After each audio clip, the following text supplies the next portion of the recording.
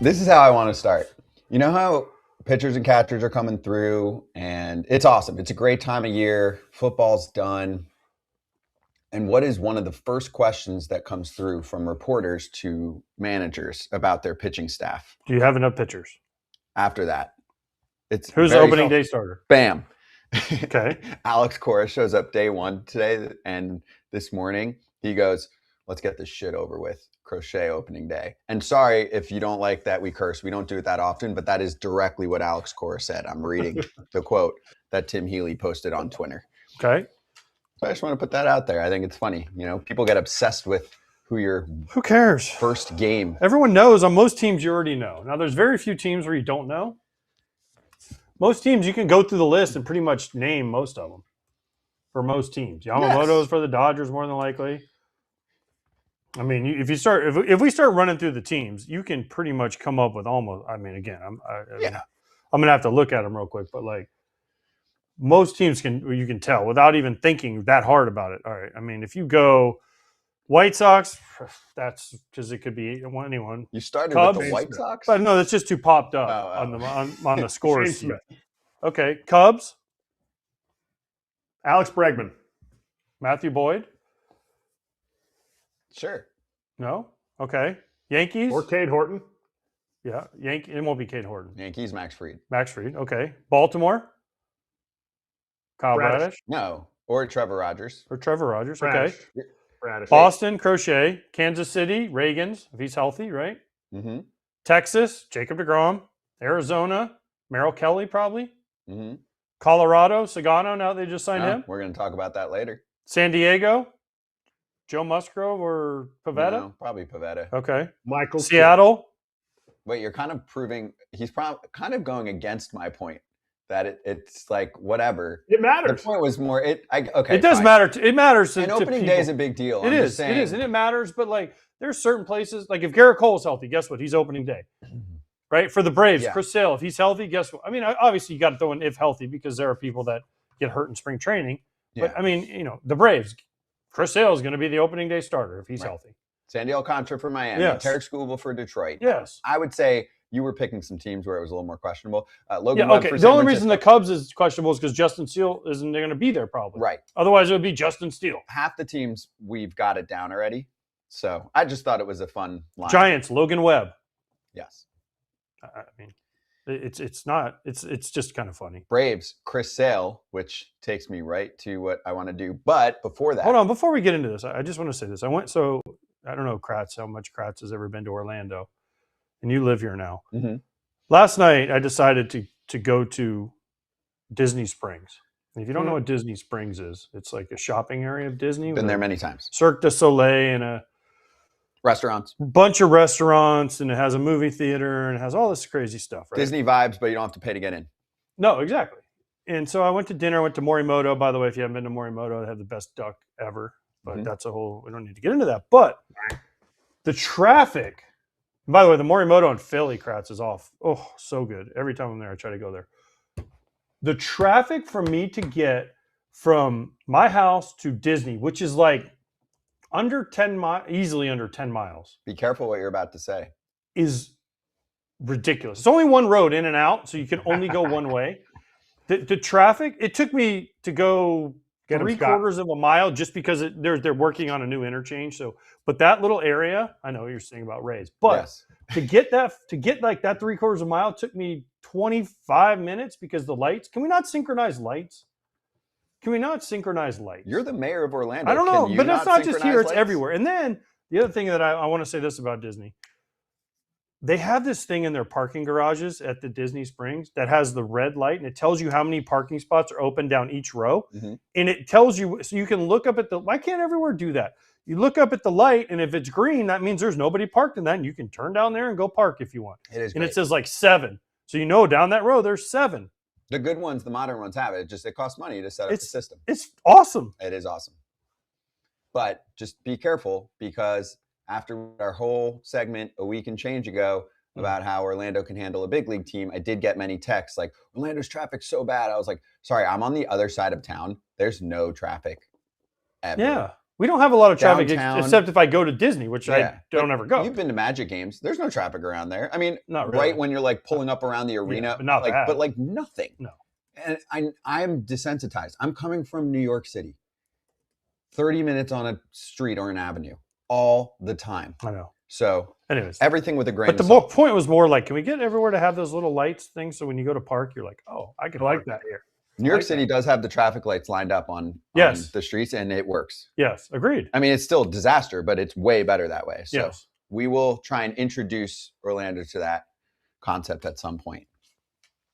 Okay, now back to spring training.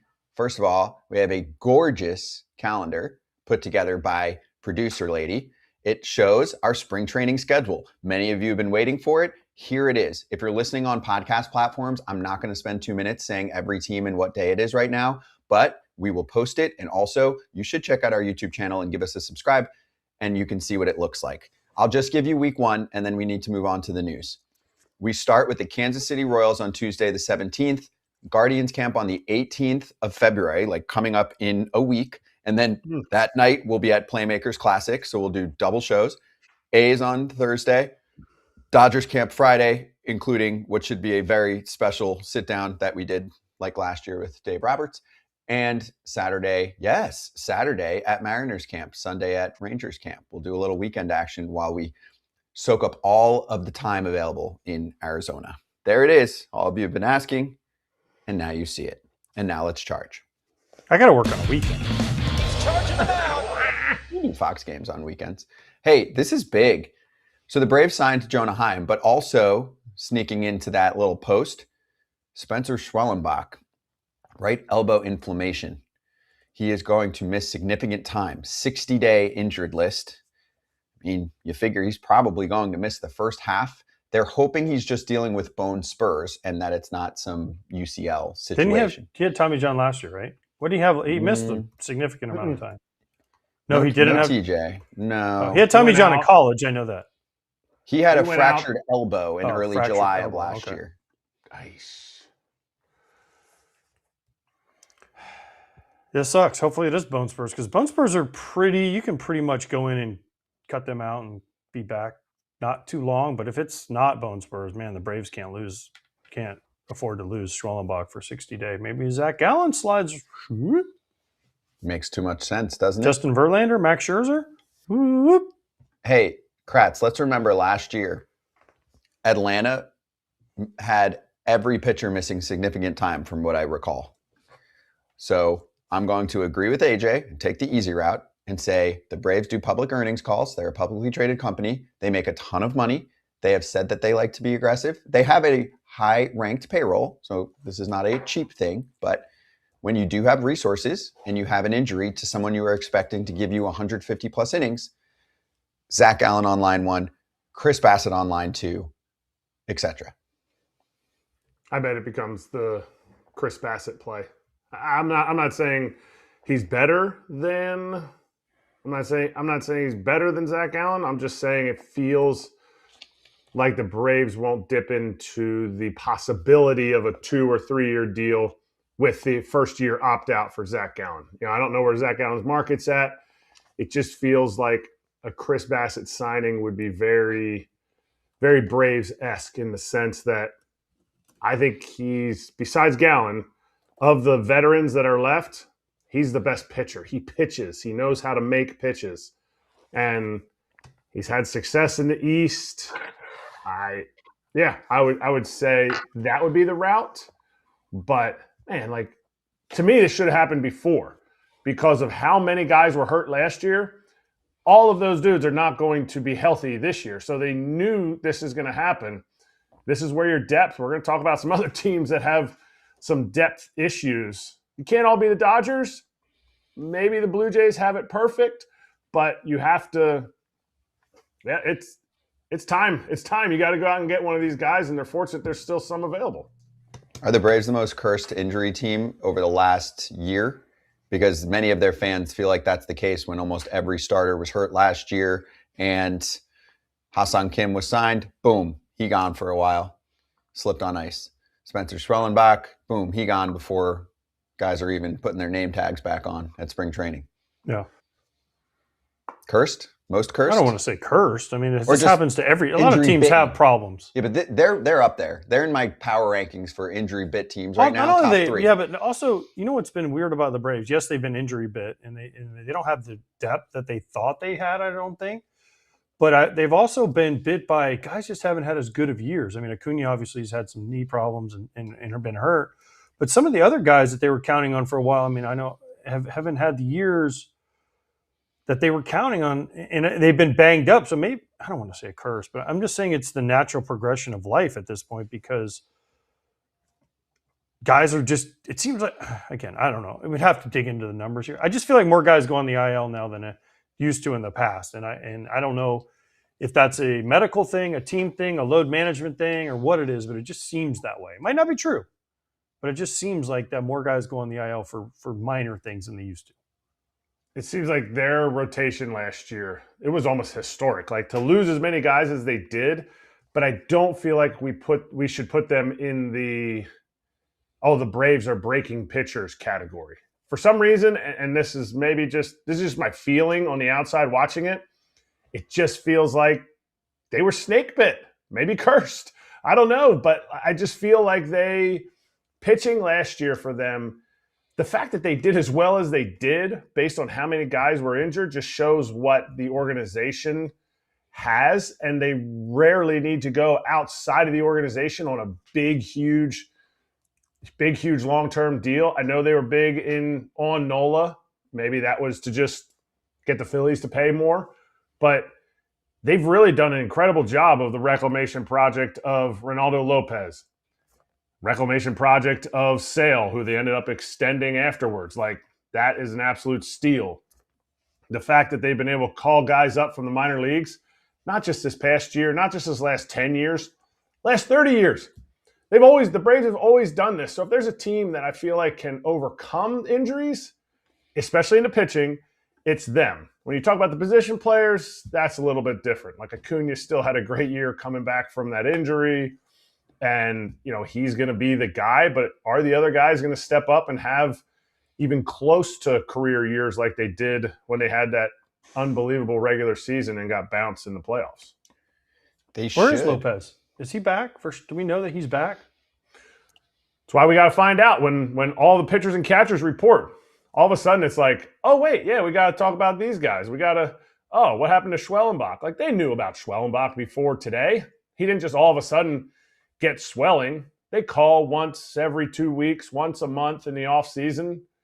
Something is swelling. Obviously, you don't want to have to go get imaging, but when you have swelling in your throwing elbow, it's rarely is it like, oh, I just pushed it a little bit too early. So hopefully it is just bone spurs, and that can be like a 5-6 week shutdown, which another 5-6 weeks started up. Then you go in your rehab. So yeah, you're looking at possibly end of June, early July, if that's what it is. Yeah, and by the way, on Lopez, I mean, it seems like he's going to be at camp doing his thing. I mean, the shoulder was the latest to kind of bite him towards the end of the year. And yeah, he barely pitched last year. So we'll see. Let's talk to Ken about this right now.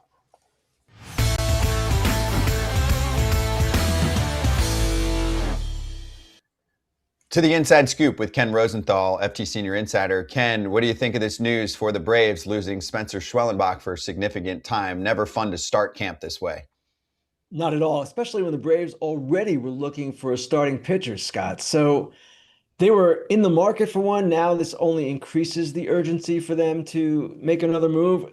The good news is, if there is good news here, and it's certainly not good news when you hear any pitcher getting hurt, is that there are plenty of pitchers available. And Zack Gallen obviously is the best of them, but you've also got Lucas Giolito and Chris Bassett, Max Scherzer, Justin Verlander, Jose Quintana, any number of others, Zach Littell. So it's not as if the Braves cannot go out and get someone, but of course they were counting on Spencer Schwellenbach to be a big part of what they were going to do, and hopefully what they still will do with him in 26. There's a lot of tiers of pitchers, tiers of how much a pitcher is going to cost, tiers of ability, tiers of age. Is there any idea of what tier they were going in? Do they have a certain amount of money allotted? Or can they go over 10 million? Is it over 15 that they were looking at? And could that go up now that Schwellenbach's hurt? It's not clear exactly what they are willing to spend, Eric. The one thing that is a little bit different with them, and they've been unwilling to deal with this because of the qualifying offer situation, is the loss of a draft pick. They've got, or their pick that they would lose would be number 26 overall. And that's kind of a high pick to lose. They've been reluctant to do that. They would do it for the right pitcher. I don't know that Zack Wheeler on a short-term deal is going to be the right pitcher.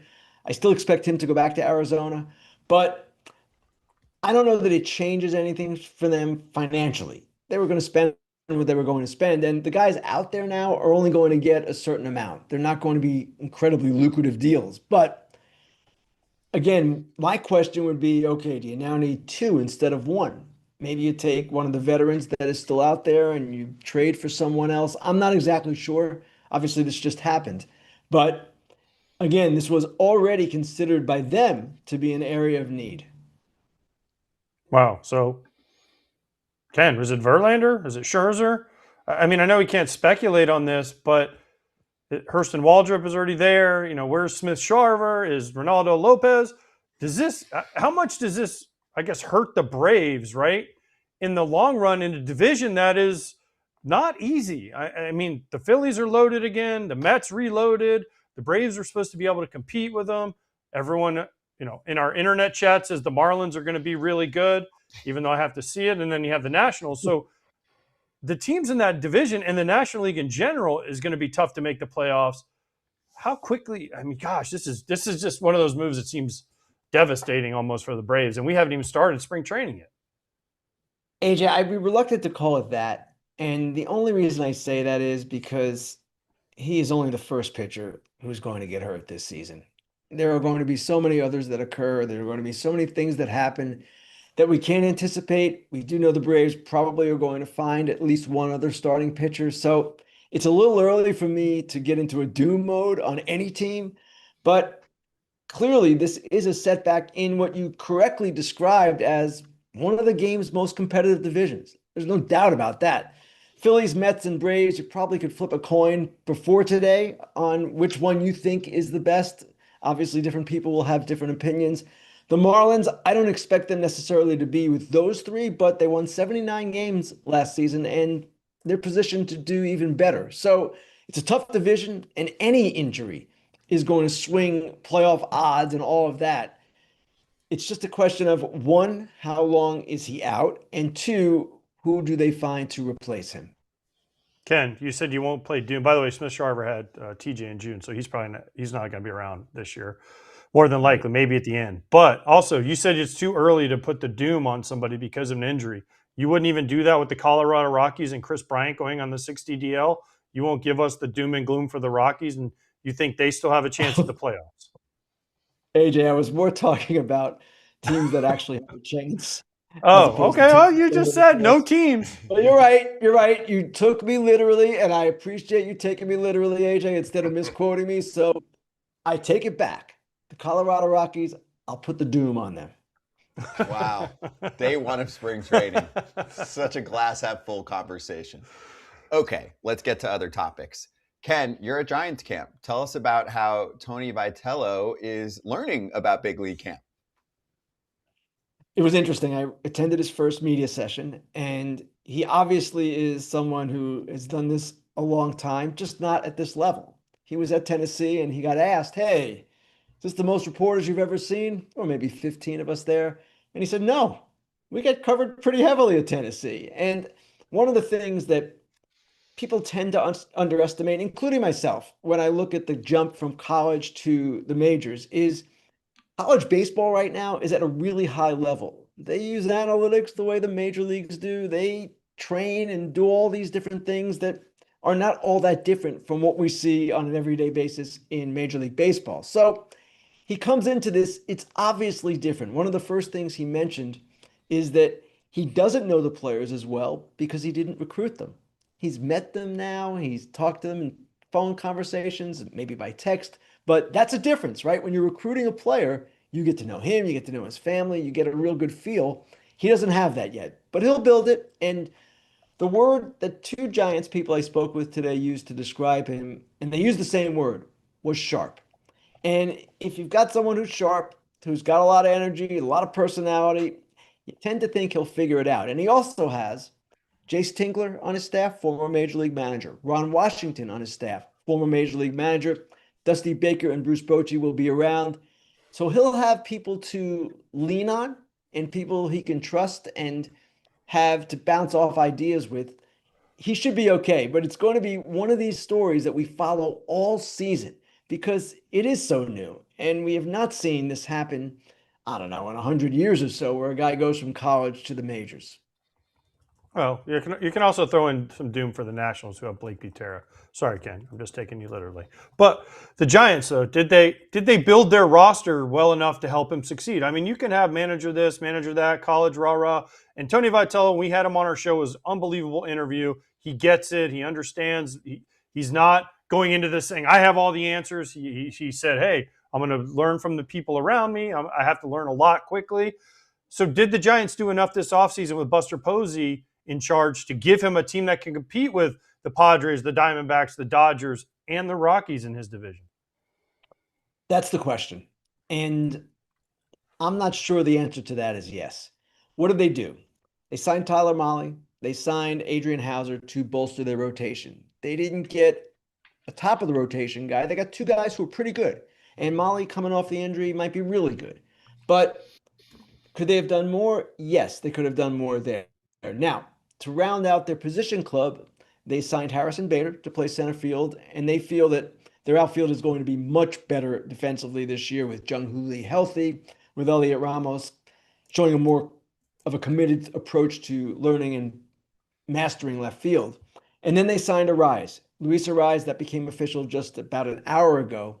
He's going to play second base. He is hungry to establish himself as at least an average defender at second base again. And of course, he's got one of the great infield coaches of all time to work with, and that's Ron Washington. So I would have liked to have seen them do a little bit more, but remember, they made a move that if they had made it in the offseason, we'd be declaring them winners, and that was the Devers trade last June. Devers is here already. He's taken some flips from Ron Washington and his fellow coaches this morning. They're going to be okay. I don't know how good they're going to be. They're going to have to figure out their bullpen, which right now seems to be just this thing that is there, and they don't really have much definition to it. But they will. They'll find it. And do I see them as good as the Dodgers? Of course not. Do I see them as good as the Padres? Probably not. But they still can be a competitive group. And I believe the Diamondbacks are going to be a competitive team too, especially if they sign Gallen. Could the Giants be one of the teams that's in on somebody available just because you said of their short depth in the rotation and possibly they pick up a Bassett? Probably not dealing in the Gallen sweepstakes, but that would push somebody to the bullpen, which would strengthen their bullpen. Are they still out there for that, or does their payroll say, no, we're probably capped where we're at? I would expect that they're not going to do that, at least right away. Now, what's interesting is Verlander and Scherzer are still out there. And Scherzer, in particular, has told me that he's willing to wait until after the season starts to sign. Could Verlander be in that same situation? Possibly. And then you see what you have. The Giants do have some younger pitchers that, of course, they want to give opportunities to. But I don't see them necessarily doing much else this spring. Could be wrong, Eric, of course, but there are still a number of teams with greater urgency, greater needs in the rotation than the Giants have. All right, Ken, it's your favorite time of the year. We're going to get to work together for the WBC. There's a thing out there about the ABS that's coming into Major League Baseball this year. Are the catchers really at a disadvantage because they have to go miss that 2 weeks possibly for if you make a deep run? Because they're not going to be with their team in spring training, and they're not going to. But most of them saw this last year, right? Did they not see it? Most of these guys see this last year. Maybe they're missing out on some strategy on this, but I don't know if this is a huge deal that we're trying to make it into. I don't know that anybody's trying to make it into a huge deal, AJ, but we're talking about it. Ideally, would you rather be in camp for ABS and to talk strategy and to go through it all for those 2 weeks you're going to miss if you're a major league catcher? Yes. But we're also talking about the elite catchers in the game, right? Cal Raleigh, Will Smith. Yes, they're going to figure it out, and I don't expect it to be a problem. It's not necessarily ideal, as I said, but these guys are really smart. They know what they're doing, and this is something I'm sure they've been preparing for already. And obviously, it's not the same as catching pitches with the system and all that. I get it. But the thought processes, all of that, they're going to be fine. Ken, I know you touched on some of this, but wanted to get your thoughts on where you think the Astros are at with Isaac Paredes. And I know this is a guy who could be a valuable member of their team, but it does feel like he's I don't want to say odd man out, but the guy that's maybe most easy to trade. And they did lose some suitors over the last 24 hours, but fans are asking if there's going to be any trade activity over the next several days. And that's the name that I came up with that I guess could still be moved around somewhere, right? That situation still has to resolve. And I know the Astros have said, oh, we can carry both Christian Walker and Isaac Paredes into spring training. Well, how are you going to do that exactly? I mean, they can carry into spring training. I meant into the season. There's just not enough at bats, not enough playing time around. You've got Yordan Alvarez. He's a DH. So I still expect something to happen there, but you're right, Scott. They lost the suitor with the Red Sox, who, of course, acquired Caleb Durbin, and that would seem to be their move. It doesn't seem that they're going to flip some of the guys that they acquired, including Durbin, to the Astros for Paredes. That's not happening from what I understand. And then the Pirates, another team that has been in, and they're a team that just spent $12 million on Marcell Ozuna. They might not have another $10 million or so for Paredes. So I know there are other teams in the mix. The Astros have said, and Chandler Rome of our network has said that they have other teams involved. I believe Chandler wrote in The Athletic that there were 5 teams involved. Well, if there are 5 teams involved, the Red Sox and Pirates aren't as strong as they were. There's still 3 others. So I still expect something to happen. Timing, I can't tell you, but it just seems to me that he has a lot of value. He's got a couple of years of control, and he's a guy that people want. So given that, and given Christian Walker's low trade value right now, he is, as you said, Scott, the odd man out. And I do expect before opening day, he's going to be in another uniform. All right, this is not power rankings. Who do you think improved the most this offseason? Because now pitchers and catchers are here. There's no more like nobody else can improve. I'm kidding. Obviously, everybody can still improve. But who did the best? Who did, in your mind, who did the best? The White Sox come to mind. Now, granted, they're starting from almost zero in some ways, but they made some interesting moves. Murakami, of course, being the most interesting of all. I felt the Orioles have done well, and throughout the offseason, they've added here and there. They still want to do one more starting pitching or one more starting pitcher. So I would include them as well.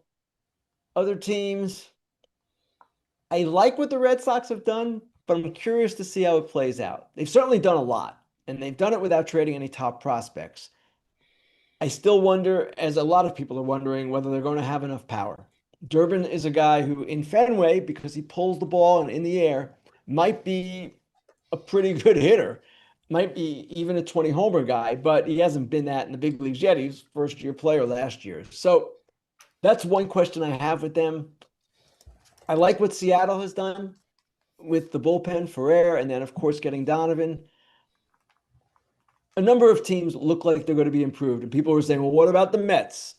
The Mets are going to be different. I just don't know how much better they're going to be. They're a lot different, and they're going to be a fascinating team to watch.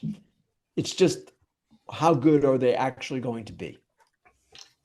Breaking news. Not Kratz. Ken hates the Mets. So just make sure that we put that out there. Okay? It's not Kratz. Hates the Mets, It's Ken. hates this, hates that, hates everybody else. You hate life, Ken. We can't. We try to cheer you up every time you come on, and it hasn't worked. He looks happy at spring training camp. True. Maybe that's what it was. Maybe you just he's need outside. You know what? Next offseason, instead of just sitting around, you should fly to Winter Ball and just cover that for that way. You'll be happy. Maybe I will be if it's a lockout. That makes me happy. Yes, we could do Korea games like they did that one year. You could do the Korea games. You could do them at 4 I'll be a.m. there. I'll probably be sleeping. But, Ken, that wasn't my question. You brought up the Red Sox as a team. And today was, there's some things out there. But I want to know this name. And we haven't heard a lot about this name. Tristan Casas. Is he on the Red Sox? Is he going to – because they have Wilson Contreras. It's not like they didn't go out and get a first baseman basically to replace him. And this guy has been hype for the Red Sox. Skit for the Red Sox. But he gets hurt every year. Is he going to be on the team? Is he going to be a player that they can count on for production? I don't know how much playing time he's going to get. And certainly someone to look at spring training, see what he is or where he is health-wise and take it from there. You could always send him back. It wouldn't be the end of the world to do that. And he'd be obviously protection. And if he shows really well in spring training, I guess you could trade him too. I'm not exactly sure what the plans are for him. And you're right, he's kind of a forgotten man because he has gotten hurt and has had those problems and faded off the radar, so to speak, while Roman Anthony and Marcelo Meyer and Christian Campbell have all come to the fore for Boston in varying degrees of success. So I'm not exactly sure, AJ, what the answer to that is. Part of the reason for spring training is to find out answers to some of these questions. And it's interesting. I was thinking about this morning. Joel Sherman of the New York Post wrote about it today. There are a number of younger players, and I guess you could maybe even put Cassis in this group. Brett Beatty with the Mets, Matt Shaw with the Cubs, Casey Schmidt right here with the Giants, and maybe Cassis too. They're younger guys who have kind of been squeezed out of regular roles. What do teams do with them? Do they keep them for depth? Do they trade them? How do they go about it? That's going to be an underlying storyline of the spring. We found out from Jim yesterday an article that he wrote, Jim Bowden, that his routine is he buys an expensive pair of sunglasses and some SPF 60 sunblock. What's Ken's routine every spring training? And how many spring trainings? Do you know how many spring trainings this is for you now? I do, Eric, and it's a big number, and I'm almost embarrassed to say it, but this is number 40. And wow. There's not a particular routine I have. I did start young, not as young as I would like to have started, but no, I started young. I don't really have a routine. I just enjoy it. It's interesting to me. What makes it so fun for me, and I experienced this morning again. All winter long, I'm on the phone with people. I'm not seeing people in person for the most part, except at maybe the winter meetings. And even there, you don't really see people in person. And here this morning, I'm talking to players again, talking to executives in person. It's a huge difference. It's one of the things I treasure most about my job. And that to me is the thing that stands out every spring. I'm always so excited just to see everybody again.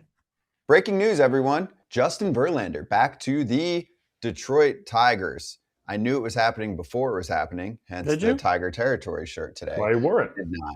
You wore that. I know why you wore that shirt, and it's not Justin Verlander. Can you tell us why? Yeah, because Scott Boras is coming on, and you're trying to kiss up because the Tarik Skubal. Well, no, the Tigers went against Scott. I know, and Skubal. But you're wearing that. I'm just wearing it as a theme. There's no bias here. I'm just wearing it as a theme because we're going to talk about trolling, bro, at some point today. But I love this signing. Do you? Yeah. Listen, it gives him another guy, and he pitched really well in the second half. He did. And also, if this is Justin's last year, he goes back to where it all started. And if they have a nice year and make a nice run and he does okay or doesn't do okay, at least he went back to where it all started and he can finish out. He knows Lakeland very well. He knows the Tigers are trying after the Framber Valdez signing. He knows Framber Valdez very well. Skubal, Valdez, Flaherty, Verlander, Reese Olson, whoever the other fifth guy is. The top Casey four Mize. Casey Mize, that's a pretty good five. Mm-hmm. Right? And then now if they could just get some hits. We need some hits, but but other than that, listen, the rotation is nice. And this is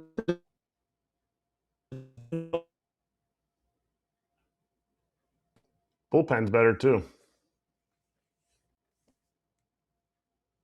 Yeah, they added Finnegan, they added Kenley Jansen.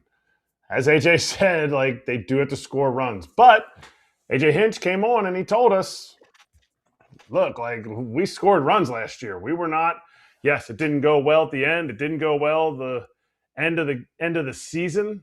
You have an extra inning game to end your season and you don't score any runs. That's going to be the narrative. But maybe they believe in the offense more than we believe in it. Maybe they aren't afraid of the strikeouts like we're a little bit afraid of it. But Justin Verlander, I would say, slots in as the number 5. And with the second half that he had and the fact that he put together a nice, I think he's got below a 4 ERA. I think it was like a 3.8, 3.85, something like that. Like, he's going to give you some nice innings. That's what they're bringing him in for, especially until Reese Olson is 100%. And it's something that, like, you went – I was saying it before we got cut off. Is this all in? Like, did they go and get the 2 best free agents? No. Did they see a need to add someone else to their rotation? Yes. They added Framber, which I said before makes them, in my opinion, the best 1-2 punch, just because you could add me to it, and the 1-2 punch of me and Skubal becomes one of the best. Like, obviously, with Framber, it is a massive upgrade. And to me, this is a case where you sit there and you go, would Verlander have signed there if it was just Skubal? Maybe. He saw that they've made the postseason the last 2 years with Skubal, and he feels like he can help him out. We get to see AJ. Yes. I can hear you. Okay, cool. Okay. Well, first off, Kratz, you're a superstar. It's not easy to talk by yourself for a long period of time on the spot without anything prepared, but you know ball. Yeah, Verlander, 13 mil. So 11 of that's deferred until 2030. He doesn't care. He's got plenty of money. Of course, that's my point. It's all good. Why are only the Dodgers getting crap for giving out deferrals where most teams are doing it now? A lot of teams do it now. Yeah. A lot of teams have been doing it. A lot Orioles of fans are paying Chris Davis till like forever. Bobby Bonilla is still getting paid from like 30 plus years ago. I mean, this has always been a thing. A lot of fans think like that's one of the big problems in the sport. I'm like, it's Well, really just because not. the Ohtani, he's making Right, 70, but he's only making 2. Ohtani's ruining a lot of things because he's really good. He's really marketable. So anyone that has him that knows what they're doing has a significant advantage. Also, listen, what he did was smart, not only for the team, but also for him personally because of the tax thing. Right.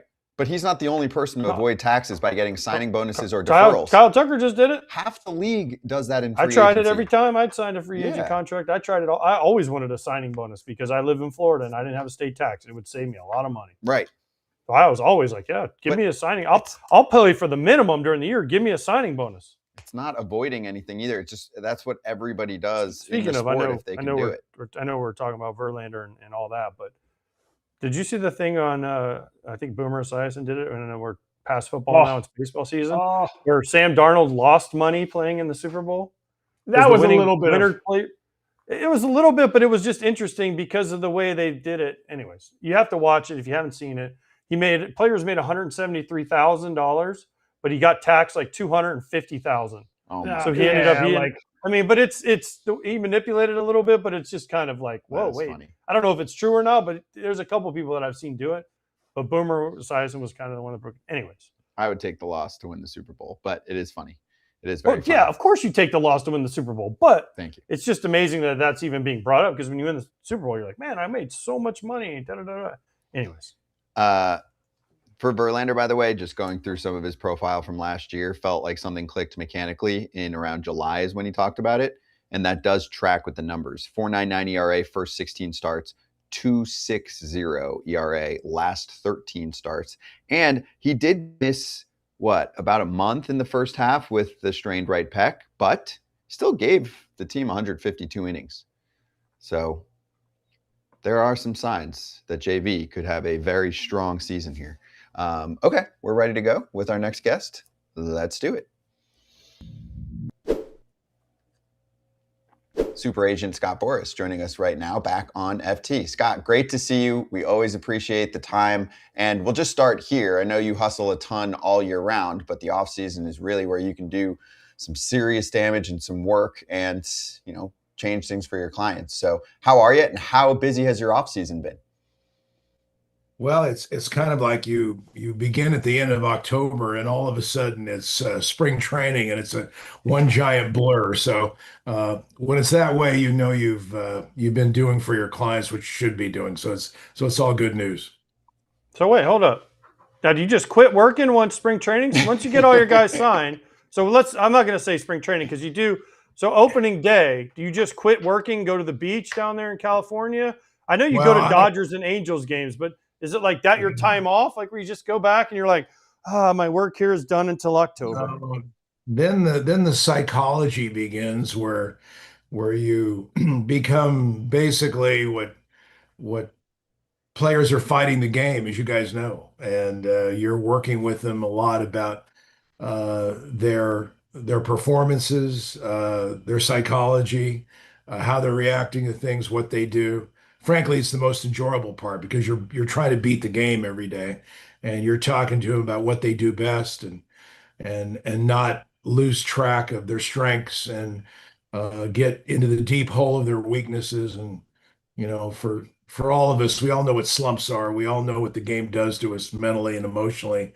And we do a lot with that. And obviously we have the draft, we have the evaluation of talent in the minor leagues, at the major leagues. And so internationally, you go to Japan, Korea every year, all those things. So it's the season is really the most enjoyable time for me because you're interacting with players in the game, and really on the deep side of that. Scott, you mentioned that you're trying to get through the ups and downs of a season with your players. Do you guys have an on-team, Boras team psychologist that you guys help players reach out to? Do you want them to talk to the team psychologist that a lot of teams employ now? Or is it just they're on their own and we'll help you out where we can?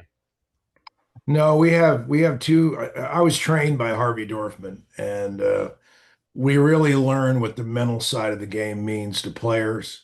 I had literally 25 years of training and instruction because you have to know what not to say. You also have to know how to really mentor players through the early parts of their career and also at the very end of their career, how to measure success, stardom, all of these things, expectations. Expectation is a monster in our game because no matter what you're doing, when you're doing it, the expectation of what you're doing has a lot to do with how you feel about yourself and how you manage that and how you deal with the game. So we have two psychologists on our staff. One is a former major league pitcher, Don Carmen, and who's been with our company for over 25 years. And having former players involved that do it, that know that they really know the players are comfortable with the idea of knowing that someone that's doing what they're doing is able to talk to them with intimacy about the game. And there's also an appreciation where they understand that we have resources that know what it's like to deal with what they're dealing with. Scott, every time you've been on here, you talk about how you care about the game and you care about the players. This is kind of a random comment, but I talked to the person just last week. It was an ex-GM that said you should become the commissioner if baseball wanted to truly grow because of the fact, the next commissioner, because of the fact that you want the game to grow. And the only way for the game to grow is it to be player-centric. Would you want to do that? I think I best serve the game because this is a talent business, and talent is the reason we're all here. We're the focus of this, the attraction of the game, how the game's played, the valuations of the game, the media rights of the game are all centered around how the talent of the game executes at optimal levels, because that's what makes the game so interesting and unique. And so when you're working with the talent, both at the beginning, the middle, and the ends of their careers, you're doing all that. You're really at the true eye of the tornado. You are there because then that's how you best benefit the game. I think in when owners are closer to talent than the commissioner's office is, I think that's one of the problems in our game today. The owners used to run this game and they were close to talent and they addressed talent issues more in a firsthand, direct way rather than in what is considered a valuation way, how to really address the landscape of what players are paid. Because remember, in the revenue structure of our game, which is most important, that talent brings. The revenue structure of our game is not transparent.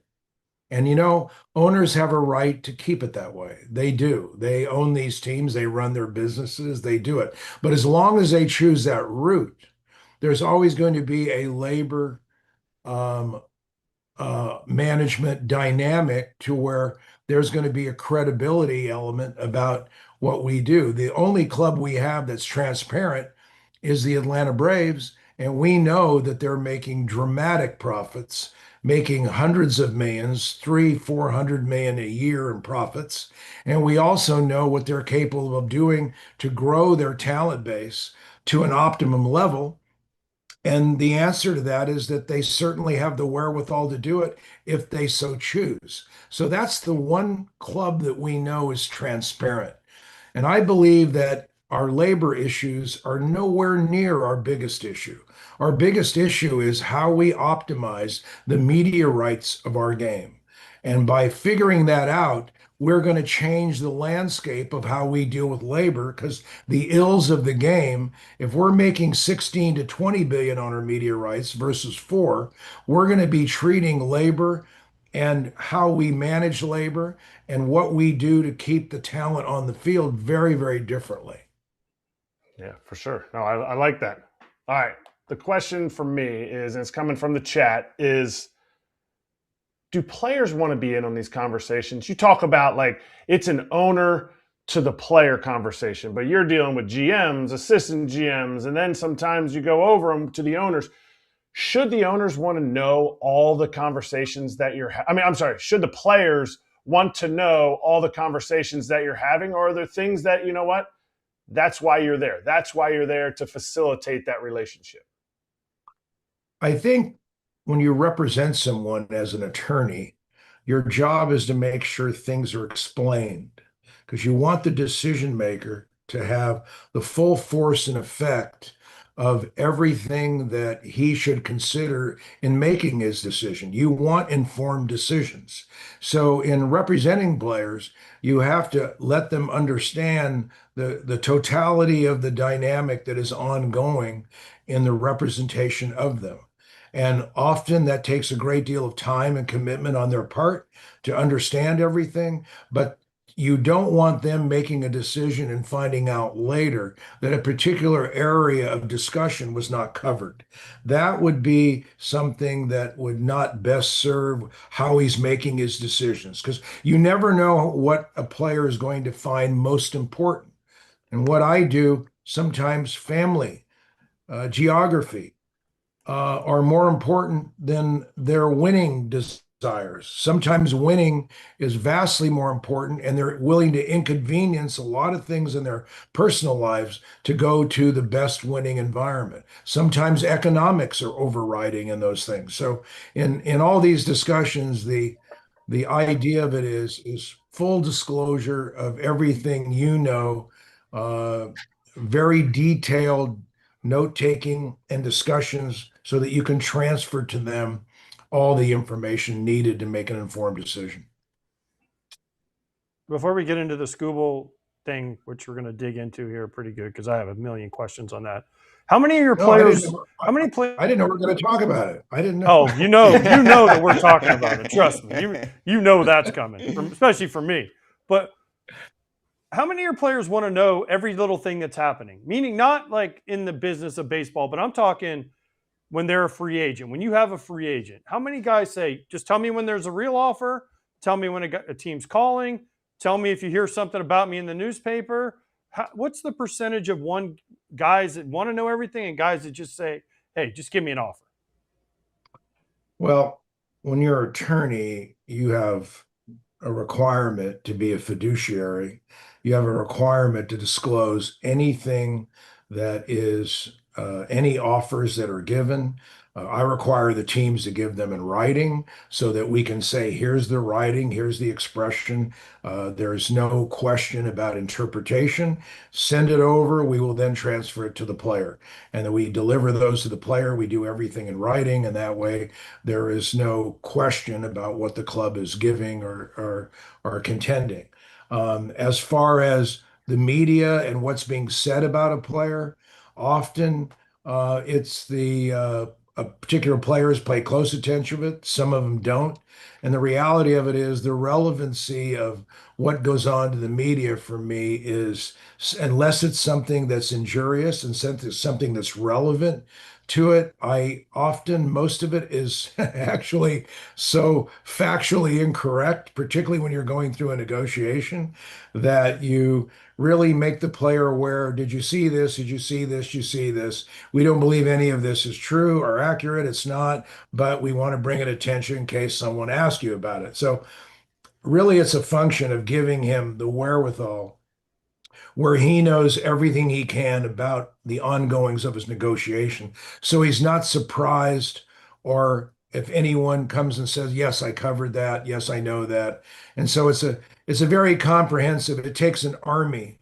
We have 160 people in our company. It takes an army to properly fulfill the disclosure and the information that the player needs to understand what's going on around him. That makes sense. So in saying all that, let's get to Tarik Skubal. When you called Tarik Skubal and said, Tarik, the Tigers just offered you $19 million in arbitration, did you guys just go, and then did Tarik go, wow, I'm just going to show up with my 2 Cy Youngs and lay them on the table and I'll walk out with $32 million? We knew what the club's theory was on a CBA basis and what historically they've done. We're quite studied. We've been comparing this for a year. We knew in advance that what their number was going to be and why. And we knew what their number had to be. We knew that they could not approach a fourth-time eligible player in David Price at $19.75 million and a filing number, because they were going to support a third-time eligible DeGrom, who had a filing number that was below that. So we knew what their theory was going in, and obviously we knew there was going to be a very measured gap. But we also knew what our theory was. And our theory was, what do platform five MLS players receive and how are they treated in the 5 MLS market? And our point was that they're treated at the top of the 5 MLS market. And we know what the top of the 5 MLS market was when we did Scherzer's case, because I represented Prince Fielder. We knew what the top of the 5 MLS market was currently because I represented Juan Soto. And I also knew that under the criteria that our theory was well-based, because we had a collective bargaining agreement mandate, the automatic right, unquestioned, that a 5 MLS player can use the salaries of all comparable players. And we knew that we had Blake Snell, our client, who was a 2-time Cy Young Award winner, who was the most comparable to Tarik. And demonstrating that theory, I think, created a clear, conclusive following of the CBA. And we went through the history of the CBA to demonstrate why 3- and 4-year players do not have that language, because of what Valenzuela and Suter, when they were first-year players, they went to the top of the salary structure. They agreed in '85 in bargaining that was something that was needed to be limited, but they remained and kept the fact that the 5 MLS players can use the salaries of all comparable players. They kept that after a deep set bargaining where they limited it in the 3rd and 4th year market, with the exception of special accomplishment. Yeah, agreed. Listen, as somebody that used a class ahead in my arbitration case, it's valuable. I was a 3, and I used not only 3s, but I used 4s, and they let me, and I won. So yes, but that goes to my next 2 questions. One, if the Tigers come in and say, hey, we're offering you 25, does that make it harder on you guys to win? And then 2, how much was this a CBA case? Because I keep saying, like, this wasn't about just Tarik Skubal and Scott Boras. This was the CBA, the union versus the owners, trying to make a call on arbitration, not only this year, but in future years with a CBA coming up. Well, I haven't had five MLS players. I had Garrett Cole. We had to go to hearing on that, and we won that case. But that was a different case in the sense that we had current arbitration five MLS comparables. And the idea of that was we also had the right to use the salaries of all comparable players, and we did that in Cole. And so the idea of it is that that was a long, that was in 2019. We just didn't have a lot of players.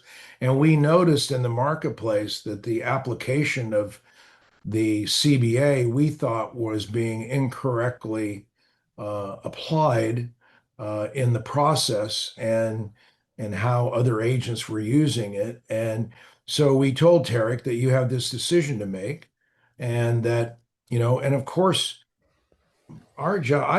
I've had over 250 arbitration cases in the last 10 years. I've only gone to hearings 6 times, and we won the majority of those. But the difference being is that we're here, it's a settlement process, and we make every effort to understand the dynamics of it, and we're able to reach settlement and literally in about 98% of the cases. And so the process is one where people say, do we negotiate? And I said, they set up a system of file and trial. And I go, I understand that for people who aren't prepared. I have a year-round arbitration team. We spend millions of dollars. It's myself and 5 other lawyers and a staff of researchers and data. We spend millions of dollars preparing for these cases. But what it does do, the preparation leads you to understand what a proper settlement is, and you're able to explain that to players. So the system works very efficiently in that. In this particular case, we knew that they were going to try to assert a times eligible theory, and we knew that wasn't in the CBA, and they've been applying that for years.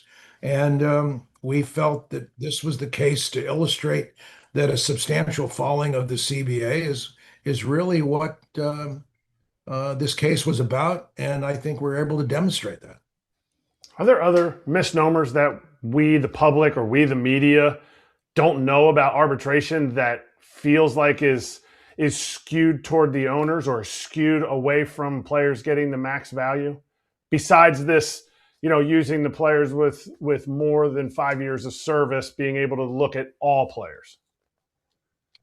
That's a great question. But you know that arbitration and the system is a wonderful methodology for owners to make right decisions.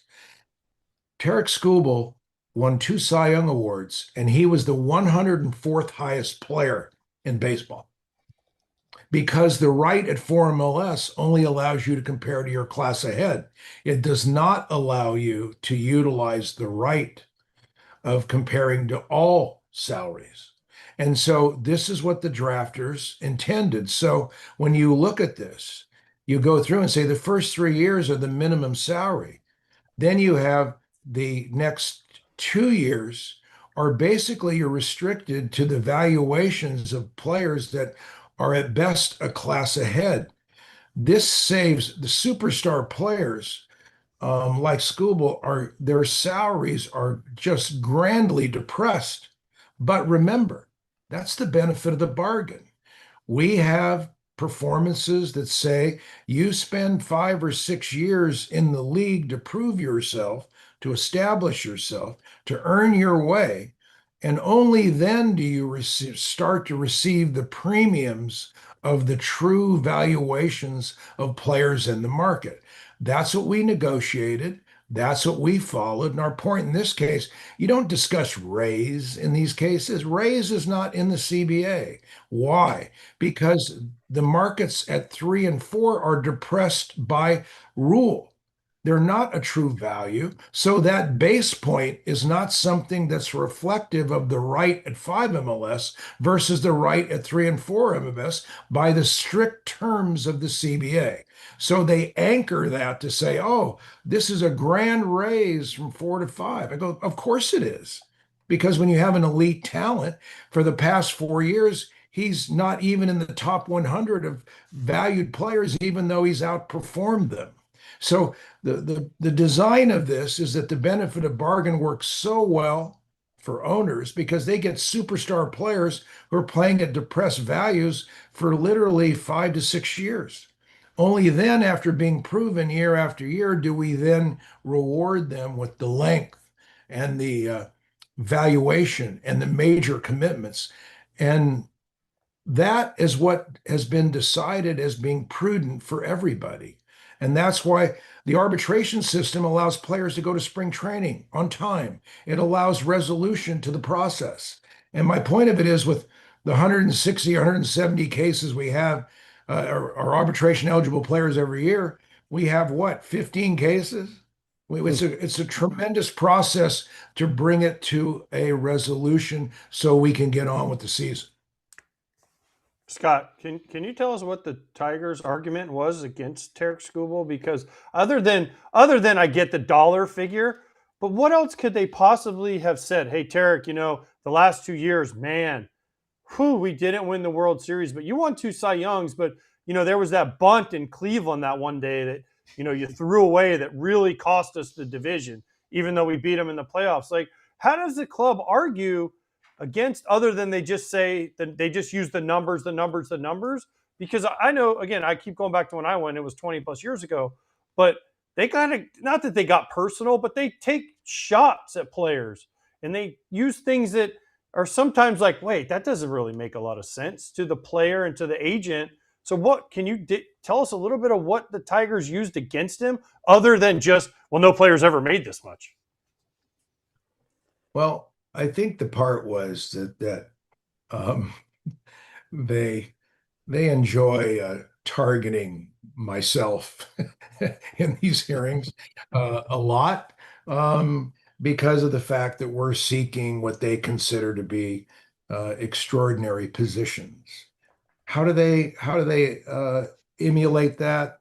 They go and they say, DeGrom's first 4 years of performance, because Tarik was hurt early in his career and such, and they relied on the fact that the clay of DeGrom to sculpture that to say he was better. And when you look at the 4-year comparison, because DeGrom was so good the first couple of years of his career, and his platform season at 4 MLS was an extraordinary season. It was really a great year. And so they said that DeGrom had done all this at 4 MLS, and that as a player, that his career, they used the 3 times eligible, that Skubal's 3 times eligible, DeGrom's 3 times eligible, because DeGrom was a Super 2, but he didn't have the automatic right that Skubal had at 5 MLS, which we replied on, look, this is a right structure. This is not about raises. It's not about times eligible. They're not in the CBA. It's not there. Got it. So when you use these arguments, you can find comparability of DeGrom in doing that. But how I interface this, I said, you're forgetting something. The $17 million that DeGrom was paid, it was not his salary. Why? Because he never threw another pitch. And 70 days later, DeGrom had a new contract for $137.5 million with an average annual value of $27.5 million. I go, this settlement was a placeholder for a deal that they were working on. That wasn't his true salary that he performed under. So when you look at $17 million, keep that in reference that it really was a placeholder for a future negotiation. And often teams do that. Let's just settle. We're not going to apply this. Don't worry about it. We're going to get to the multi-year contract. So the multi-year contract actually has more relevance because that's the contract he performed under and played under. And the other part of it is you use simple logic. These contracts are 7, 8, 10, 12 years old. They brought in Scherzer, Arrieta, all of these things. And I just said, I'm a business owner. You have a great employee. He has his 2 best years. And you go into this and you say, how am I going to reward him? And the employer says, you know what? You're the best employee I have. You had 2 great years. You're so good. I'm going to compare you to the only person I can compare you to, and that's the best employee I've had 10 years ago. So I'm going to give you his salary that he got 10 years ago. And I said, well, the employee would say, what? There are current players that are making current values. Why would you ever choose the salary of somebody 8 to 10 years ago? And the employer says, because you're so good, it's the only one I can compare to. And I said, the employee would leave. He would leave because he's treated that way. And I said, but the difference here is that Tarik Skubal can't leave. And so that's why he's reliant on this process and this panel to justify that his performance is placed in what the bargaining parties agreed to, which is the current market. And you're exchanged with exhibits. You're given those things annually. You know what the salaries are. They're there before you. And listed in those exhibits is none other than Blake Snell. And of course, we hear, oh, this thing is about Soto, Snell, Burns, Arrieta, Scherzer. It's all about the Boras clients. And I go, well, we're blessed to represent great players. But the truth of the matter is that the 5 MLS top of the market for a platform Cy Young is what the truth of the value of Tarik Skubal is. And that was based upon what we did with Max Scherzer with the very Detroit Tigers, the very same ownership. Absolutely. All right. So, by the way, I love your chair that disappears every time you move. The chair behind you, it must be just your right shoulder.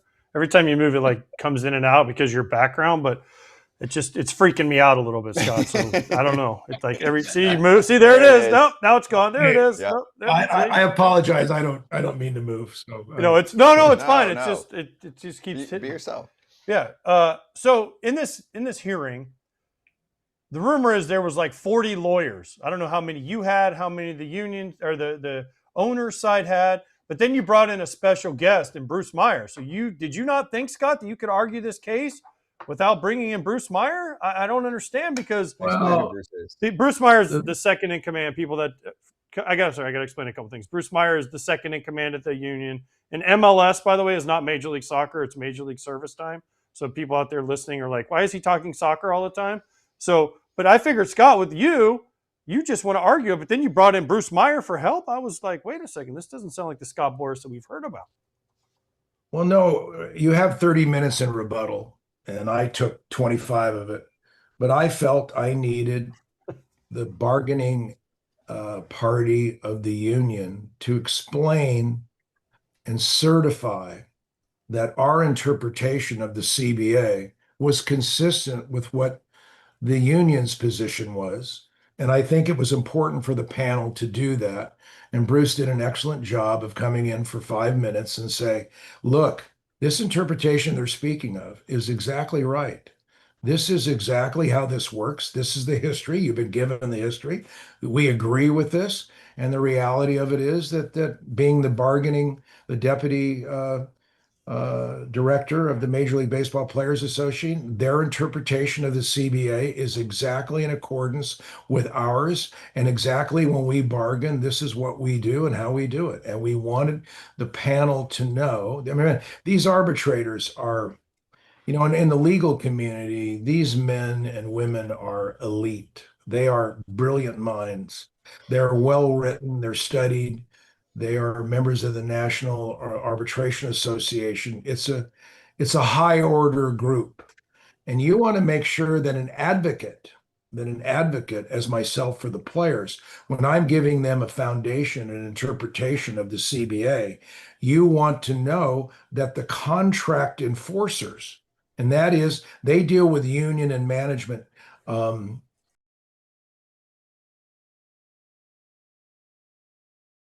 the representatives of the union, that the advocate is actually addressing the CBA in the same manner as the governing body, which under the National Labor Relations Act is the sanctioned representatives of the players. The advocates like myself are given the privilege from the NLRB and through the MLBPA to negotiate and represent players individually. But the true representatives under the labor National Labor Relations Act is the MLBPA, and they are the ones that would have to certify our interpretation. And I wanted to make sure in the hearing that we allotted a few minutes for that to be done. Scott, you're a lawyer, and I don't think lawyers deal with hypotheticals, but in my life, I love hypotheticals. Was there a hypothetical number that you would have agreed to had the Tigers not been trial and file? And what, if you can't give us that number, was it less than the 32 that Skubal got? You know, whenever you're an advocate for a player and you talk about what you can do in a case and what's your probability of doing it, that has to go into the settlement process. And whenever you're looking at settlement, you're looking at it in a different theater than you would in a true trial. You know, when you walk into those rooms, it's 3 arbitrators. And yeah, there's like 50, 60 people in that room. It's the lion's den. It is. You go in, it's intense. It's there. It's a moment. And you know, in that room, a lot of things can happen. A lot of things can. And you try to tactically and strategically apply. It's a completely different environment than a settlement environment. And you have to understand that and entertain that, and that know that everything that you may demand in as an advocate in a trial setting is that there is a valuation in there that must consider that the mere fact that the arbitration panel can decide on an argument that is not what you consider the best argument, but their argument. So all those factors have to be considered. And of course, in settlement discussions, you're looking at how 2 parties interpret it in conversation, in oral advocacy with one another. And I try to listen for the good points. I try to listen to tell me how I can go to my player and be truthful as to his value. That's the goal. How do I tell them truthfully what the value is? And I've had teams sometimes raise things to me that we didn't think of. Not too often, but sometimes. And you know what? They're good points. You tell it to the player, and I've never had a major league player not tell me, you know what? That's a good point. They're right. I should probably lower my sights a little bit and get this thing done. But I think the truth of what you do in settlement is that over 10 years, over 250 cases, and we're settling all of them but 6. Yeah, you listen. Yeah, you really walk through this and comprehend their position and try to reach a fair number. It's probably not the all number, but it's the fair number, the truth number. Scott, did other agents call you and say thank you for winning this case and other players? Because all this does is bring up other guys' ability to make more money, right? So did you get thank you notes from other agents and players that aren't your players? You know, I've been doing this for over 45 years, and I have never had an arbitration response from, I had 30 players call me in one day, and through journalists and people like that, I've received commentary from other representatives and other players that didn't call me directly. But what I'm really pleased about is that the interpretation of the CBA was clearly understood. A panel of people who look at CBAs and contracts really know how this should have really been followed. And I think we brought clarity to the game. And as to the impact it's going to have, that depends on a lot of factors as to going forward, having the standards and ability and skills to articulate what went on here. But we will see. But I certainly think it put a platform out for clarity of what we have a better understanding of how the CBA is to be applied. Paul Skeens is going to he should send you that 1-of-1 card from a couple years ago with Topps, where everyone was looking for it and it ended up being sold for like $2 million. You should just sent that to you, because in a couple years when it's his turn, Scott, he's going to be like, that one argument with Scott Boras and Tarik Skubal. But anyways, we're not talking about other players. We're only talking about your players. What do you think about a cap? Okay, I know we've kind of had a little bit of this conversation, but a cap hasn't solved things. And then why doesn't the union comes out and really says much?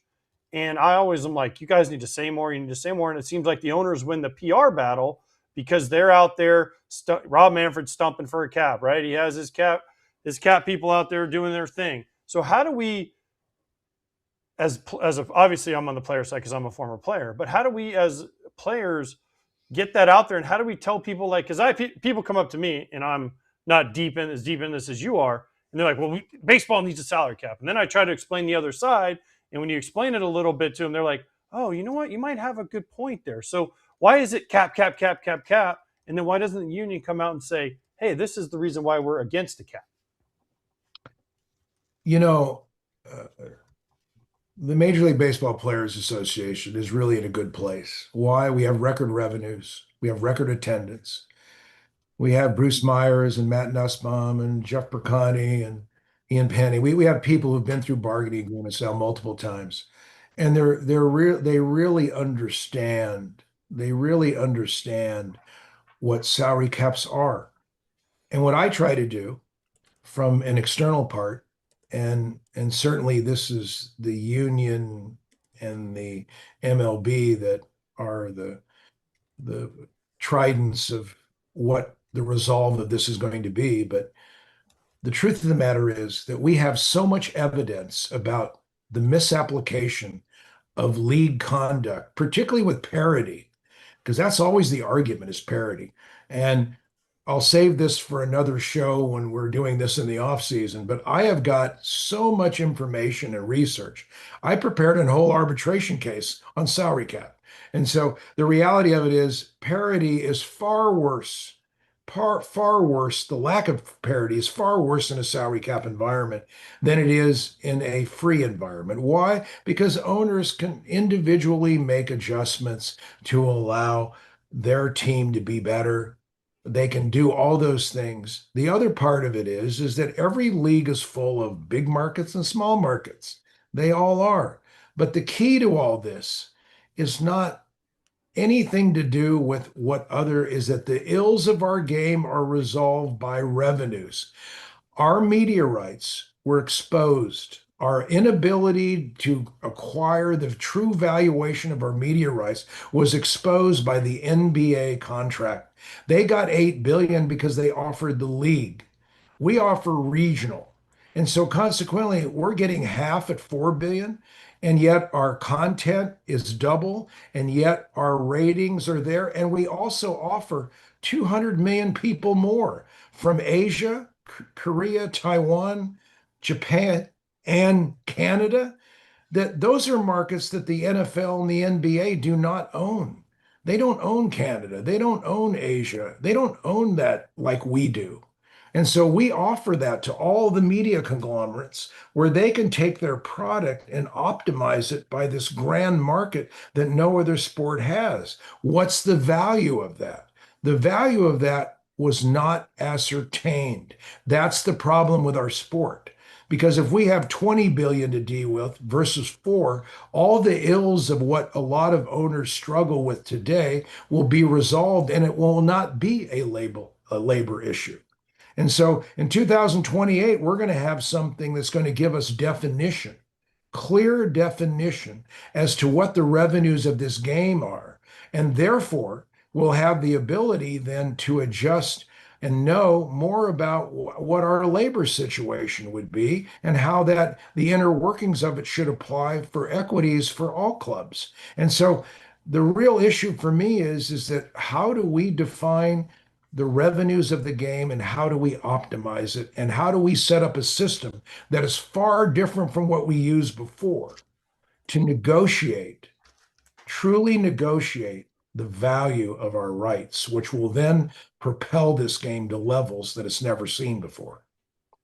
Did you see, because you're always doing future evaluations, future values of things, did you see the market working out the way that it did for so well, but a year later for Pete Alonso, for Matt Chapman, for Alex Bregman, for Blake Snell? Did you feel like that's what was going to happen? And you said before that it's almost like a concerted effort somewhat against Scott, against the Boras Corp. that did you feel like that 1 year gap was going to be needed to get the value that you assumed, and actually a higher value just a year later? Eric, it's you're raising another great point, is that it is so hard to tell players that you're so good, that your free agent right is limited by the qualifying offer. You carry with you now draft compensation, where you now have a tent throwing over your freedom. And you're so good that the system has done this to our best players. So it's our system. It's what we bargained for. So I've got to create a path around it. I'm sitting there with Carlos Correa, and I said, look, I need to I created the opt-out with Alex Rodriguez in his contract and use that right contractually. I said, this is perfect for this right, but I guess what? I'm going to have your free agency when you're really good is 7 years. It's not 6. It's 7 years. You're going to have to go in to get your value, because they're going to come in and offer you roughly 40 cents, 50 cents on the dollar for your free agent value and hope you take it. So I'm going to have to do a system, an approach to this that's going to allow you to bridge this to get a freedom in value. But here's the data. Here's your age. Here's your performance levels. Here's what we think. And in some instances, you may sign, but in most instances with these gifted players, I'm going to say to them that you have to go back and talk about who you are, what you're doing. And with Bregman and Alonso and Snell and Chapman and Correa, we all did the bridge contracts with the opt-outs, and teams benefited from that because they got great skill. A free agent that's worth $200-300 million, they get him for a 1 year value. It's great for them, but you have to go back to what we bargained. We bargained for that. I always hate to see the greatest players get injured by something we bargained for, but the fact of the matter is we bargained for it, so we have to accept it. We have to work through it, and I'm so happy that you want motivation to watch something every night. When you have a player at a bridge contract who's a great player, and you're watching him, you every night, oh, that game is a different game for you, because you're making decisions that have a dramatic effect on his family, where it could make literally anywhere from $50 to $150 million difference in how their family is going to be for the rest of their lives. And that's what makes this game fun for me. You got a knot in your stomach all the time, and you wake up with it, and you hope by the end of the day, that it's something that's you've quelled. But it's no different than an at bat. You go in, and I remember facing Bob Welch, and I'm sitting there in Double-A, and I'm going, I got a big knot in my stomach. But you sit there at second base and you get a bases loaded double, and you go there and you go like, oh, life's great. So same thing when these guys come through and they get it done. They're such champions. They're there. And what all those guys did, I have great respect for them, because you know what? They bet on themselves. They believed in themselves. They had a choice not to. They could have taken far less and secured it, but they chose to prove who they were, and they've all been rewarded for it. That's awesome. Now, what do you think about where we're at in pitchers and catchers reporting, and some guys are starting to sign like fast, right? And you have some guys left out there. Do you believe that there's a pressure on people, and how do you keep your clients that are still free agents from panicking, like you said, and trying to get what their value is instead of the panic move? I mean, I have to get in on a team here before it gets too late. You know what I find, AJ, the greater the player, the greater the trust. And I've always used this metaphor. When you're the steak, you don't really care what dinner time is. You kind of sit there, you walk through it, you know who you are, you know what you're doing, you trust yourself, and you wait for that optimum moment that requires something that you as a player feel is equitable for you to make a move. And markets are so different. Sometimes they're early, like with Cease. I had an early market this year, and I have a great performer. Cease and Gallen are the two most durable pitchers in the game. They really are. Cease signs early. Gallen is still going to get something done here soon. But the durability, when you're in the postseason and you have pitchers that can throw 140, 150 innings, they're not available for the postseason. When you have players like Gallen and Cease, when they can throw the 180 every year, those are the guys that are going to be available for you in the postseason, and they have postseason experience, excellence. And then when you're trying to win, you want that type of player, no question. How soon? How soon is Gallen ready? And how has this offseason gone in the sense of calls for you? Has it been more silent because of how the Cease negotiations went? It was so early, and now you're saying possibly Gallen will sign soon. Why was it quiet for him based on this offseason for him? Well, I think that when your platform season, he finished with like a top 10 ERA the last 2 months of the season. He had an issue early on in the season with his fastball command, which he corrected. And so when you go to look at those kinds of things, the clubs they're going to want to know what adjustments were made. What is it? How do you do it? And the idea of it is that he has, guess what? The qualifying offer. He has the qualifying offer. And when you have the qualifying offer, you can better believe. I have the media say, oh my God, Boras can't get his player signed. He can't do this. He can't do that. But whenever you have a player with a qualifying offer, guess what? It's going to be something where the teams are going to go for players where they don't have to give up draft status. They don't have to give up draft picks. They're going to go there first, obviously, because that way they get to sign free agents without giving up draft picks. But sometimes it comes down to where a lot of clubs have to decide, am I going to give up a draft pick or am I going to compete for the playoffs? And that's really where Zack Gallen's at. A lot of these clubs, a lot of them are wholly different in who they are in their playoff abilities versus giving up a second or third round draft pick. And they have to make that decision. They hesitate. It's always usually late, but no different than Snell or Alonso or Bregman, whatever. A great performer like Zack Gallen has a qualifying offer on him, and he's in the same position all of them they're in. That's the truth. By the way, I'd love to hear you and Max Scherzer talk. You guys must talk for like 3 days when you guys get on the phone with each other. Because you guys just would go, and it would be all entertaining. So I would love to just be a fly on the wall and listen to those conversations, because I guarantee you, between you and Max, it's nonstop. So I don't know what to say about that. But Luis Robert, you have Luis Robert as a client. You had him out at Boras camp. And as a White Sox fan and somebody that has always wanted Luis Robert to be a superstar, what did he do this offseason? Because everyone's like, oh, he's in great shape and he's going to be great for the Mets and this and that. But what did he change this offseason at Boras camp? Well, we took over Luis about over a year ago, and we found something. And we found something that we brought to him about, July of last year, about how to get him back to being himself, and what the difference was in his approach and what he was doing in the batter's box and how he managed himself.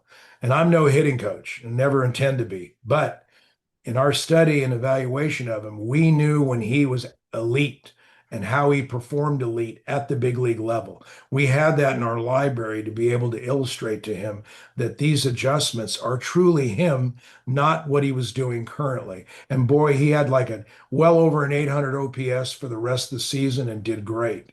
And I think the Mets saw this, but the best thing is, when you talk about Max Scherzer, the thing you learn about greatness from all of them, from Maddox and many of the people that I've had the great fortune, Garrett Cole, you learn from greatness about how you talk to players and what you do when they have great ability and how to approach it and what's effective. And you have that route and path where you have to confront them sometimes, but you also have to understand and listen and give them a choice and a pathway where they choose, they're invested, and they go. And also, I have Juan Soto at our Boras Sport Performance Camp, and we have one in Florida, we have one in Arizona, we have one in in California. I have Juan Soto and Luis Robert together. Ironically, they're going to be teammates. To watch Juan Soto work out every day, to watch what Juan Soto does, to sit down and talk to Juan Soto about how he approaches his control of the zone, what he's done. I remember talking to Juan Soto when he was 17 about how Barry Bonds and Willie Mays taught me about zone control and what the benefits of that are and what you do. And Juan Soto adapted that. I mean, Juan Soto didn't walk his first 100 at bats in pro ball. He adopted that to the extreme. And now he gets to share that day to day with Luis Robert. It's relaxing, it's comforting, because now Luis Robert gets to be around a true superstar. He gets to be around somebody that he can go to daily, and he gets to share, and he walks out of the ballpark even after a bad day with comfort and direction, so that he's excited about coming to the ballpark the next day, because he has two things he didn't have in Chicago. He's got the presence of a superstar to rely on, and he has a chance to win every day. And so those are the kinds of things that invigorate players, and in my mind is going to allow Luis Robert to have an extraordinary year because he's a great talent. Well, what was it? Tell us. Give us the secrets to Boras camp. Maybe I can still play. If you could figure out something that I could do at 49 years old, maybe I could make a comeback. What was the secret sauce? Hey, AJ, that flat bat swing getting on top that high fastball, you knew how to do that, brother. Good for you. I like it. I remember I was a left-handed hitter too. I saw that. I go, you had that bat speed. Most catchers don't have that bat speed to get on top of that heater. You did, no doubt. But in every case, obviously, when you go through these things personally with players, you certainly don't want pitchers to know a lot of things about what their adjustments are. So I'll keep this coming. That's fair. That's very fair. Yeah. Scott, I let these guys mostly cook and ask the questions. I just have one more that I want to ask you, because many fans that just went through free agency see their teams not participate much. So I know we went into some parts of this already, but almost like trying to remove some of the CBA component to it. When there are plenty of teams you do deals with all of them technically, but some obviously come and kind of say, hey, we don't have much, right? Like, do you believe them? Should fans believe them? And if they really don't have anything to spend in free agency, is it a revenue sharing issue? Because then it seems like the big market teams feel as if they've shared a lot of revenue and it doesn't always get spent, which I know we've talked about. So basically, I'm just trying to rep the fans that felt like they didn't have fun in this free agent period, and what your take is on it when you're having conversations with the decision makers about it. Well, Scott, I think the fan question is, what are their revenues? And the answer is, the way the CBA works, when the Mets and the Dodgers spend, and they have literally hundreds of $1 million in taxation, that money goes to a pool that's distributed to who? The clubs who are not the major market clubs. They get those revenues back to them, in addition to getting how much in revenue sharing? 50 million, 75 million. So when a club says we're spending 130 and they're getting 80 million in revenue sharing, you're going to go out and find that every club in baseball is making over 250 to 350 million dollars.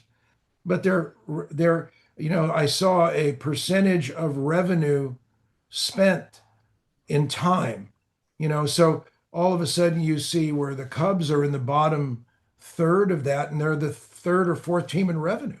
And you go, okay, well, that gets out. Fans are aware. And then maybe the Cubs made some adjustments in signing Bregman. And maybe they'll make more adjustments in signing more people. But the fact of the matter is, when you get down to it, is that it is very clear in today's game that every club can afford one or two free agents, major free agents. They might not be able to afford 5 or 6, but they can afford 1 or 2. And so the reality of that is that when you don't have revenue transparency, you get to say a lot of things. And you get to go through and say that, look, we have a bottom line. We're not going to go that because we want to profit this much from the game. There are owners that clearly do that, because those of us who mine the revenues of the game know what they're making. But unless you're the Atlanta Braves, you can say, well, why are the Braves making 300 and 400 million a year? Why aren't they just making 150 and go and spending on more free agents? Because they're much like the top 5, 6, 7 revenue teams. Why aren't they doing this? And a fan, when you bring transparency, allows them to weigh what the teams are doing. Because for me, I think every owner should have the right to do what he wants to do, but I also believe he should be accountable for doing it. And transparency brings that so that the fans understand about this. I've always believed that in the player community, you are rewarded based on your performance, and you're also penalized based on your performance. We need to bring that to sport. We need rewards for winning.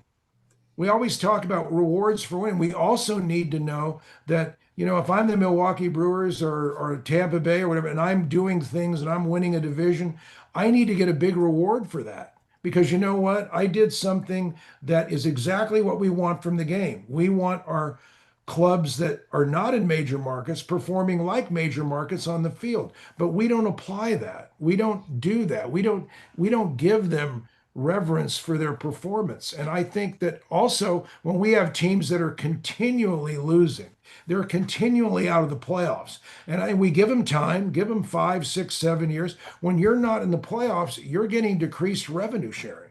You're not doing that because you're not returning to the league a proper plan to make the league better. And that, I think, is something that I'm not sure a union can do it. I'm not sure a collective bargaining agreement done, but I think the game would be a lot better if owners ran the game and owners said, I only want good operators in this game.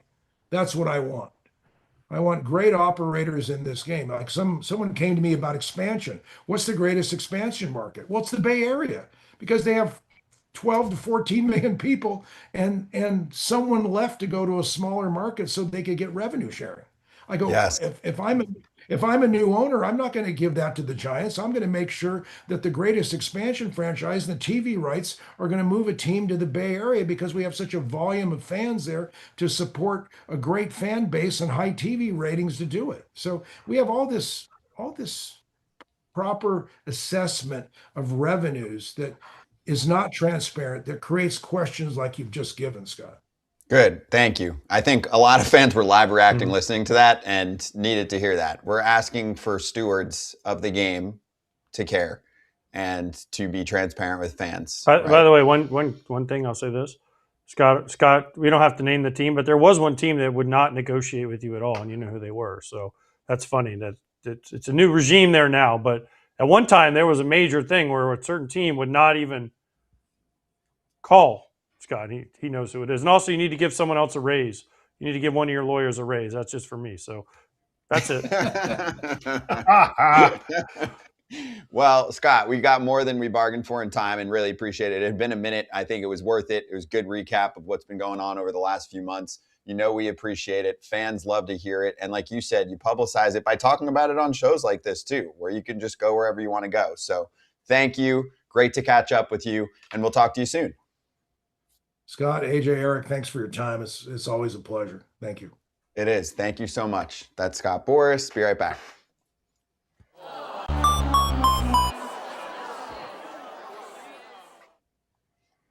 All right, back to some segments. We're up and running, and this is not one that we love to do, but this is a normal segment during the season. We don't have to do it much in the offseason. Spring training has begun. Unfortunately, we started our show with the Spencer Schwellenbach news, and now we learned during the last interview we had that Francisco Lindor might need hamate bone surgery. Now you look and go, okay, recovery timetable, 6 weeks. If he ends up needing this, he could still be ready for opening day. It could be tricky, the hamate bone. I had it. I had it. I don't know if we can do my zoom in.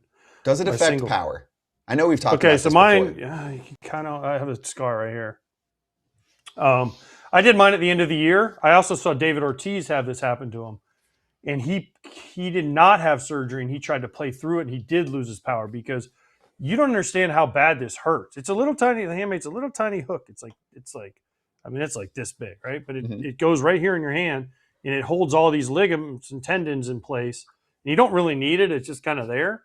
And But when you break it off, it hurts so bad. I remember my hand was stuck. I couldn't move these 3 fingers. I was like, what am I?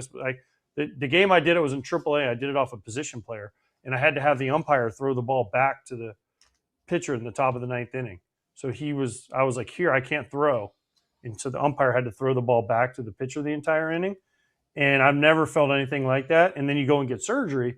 I was lucky. Mine was at the end of the year. It cost me a September call-up, but whatever with that. But guys that rush back from this, it bothers them for a long time. So listen, Francisco, you got a long year. I know you want to be there on opening day, but make sure you're right. Whatever hand it's in, make sure you're right. Because, again, I saw David Ortiz come back from this without having surgery, and it took him a long time to be right because every swing, it hurts. Like, it hurts. Here's the problem for the Mets. They missed the playoffs barely last year. The team could look totally different this year, and it could be a much rosier season for them. Yes, but a 60% Francisco Lindor is not going to be as good as if you wait a week and he's 100%. Totally agree. I'm just saying it sucks to have one of your superstars in this spot when you get to camp. I mean, of course, he originally wanted to play in the WBC. I don't know when this popped up in particular. He didn't get cleared insurance-wise anyway, but now it sounds like he could miss some time. It's not confirmed yet, but this was brought up by the team. This isn't like a rumor. This isn't the spreading rumor segment, Kratz. This is David Stearns talking at Mets camp today and actually giving out 2 bits of news. The other side was Juan Soto moving from right field to left field this year. But here's more. He's going to see a hand specialist, talking about Lindor, on Wednesday, and hamate surgery could be an option. Also, Soto moving to left. Your thoughts on both? Soto moving to left I think is a bigger deal than people will let on. I mean, he gets a lot of assists in the outfield, but it's because guys keep running on him. He made a concerted effort to improve his defense. I think there's less ground to cover in left field in Citi Field, but I don't know. I think it's interesting. Obviously, the big news is possibility that they could lose Lindor, or, which I think AJ alluded to or said, maybe not lose him for any real games, but rush him back. Because if you look at Lindor, he has been the picture of health. He has been out there. He plays every single day. This contract he signed with the Mets has been a steal so far. He has been exactly what they wanted. He's slightly getting better every year. Like, I get it. He had some slow starts, but he finishes right around his career average, his career OPS plus every year. He had a bump up last year. Like, he's out there every single day. And when a guy has something little, a hamate bone is never going to break again. The issue, what AJ is saying, is if you come back too soon, and I think 6 weeks is on the longer side. I usually hear guys trying to rush at 4 weeks. But to me, if he comes back and he's not 100% healthy, does a wrist get hurt? Does he hurt his shoulder? People are like, what is a hamate in the shoulder? Just because you're manipulating something that you do. Last year, you had 732 plate appearances. If that hand hurts, are you compensating with something else? So hopefully they have everything set up and he knows you got to be 100%. 150 games of Francisco Lindor at 100% is better than him at 162 games at 80%. No doubt. And also, while we're at it, in the NL East, we did learn over the past 24 hours a confirmation that Zack Wheeler's not going to be ready for opening day, but hopefully back somewhat soon. Again, it still does bring up it's the a long question. Year. Yeah, take it slow. It still does bring up the question if the Phillies are going to explore adding another arm. Sure. They could. Absolutely. There's still enough veteran arms out there. Are they going for Gallen? I don't think so, although that would be cool. cool. A Bassett, Scherzer, or something like that would look nice. Yeah. There's some veteran arms. Giolito hasn't signed yet either. Yeah. I know the injury issue at the end of the year, but man, he had some good starts last year. So we'll see. Yeah. We knew that though, right, Kratz? Because I saw it pop up yesterday, but Philly knew that it was going to take a little time for Wheeler. Yeah. I don't think anyone expected him on day one. I don't think they were. I think they were hopeful for it, which begs the question, do they have enough depth? We won't get to it today, but the Phillies are a team that depth used to be Christopher Sanchez. That depth used to be, some guys in the minor leagues. They're testing that depth right now. Let's get to Leo.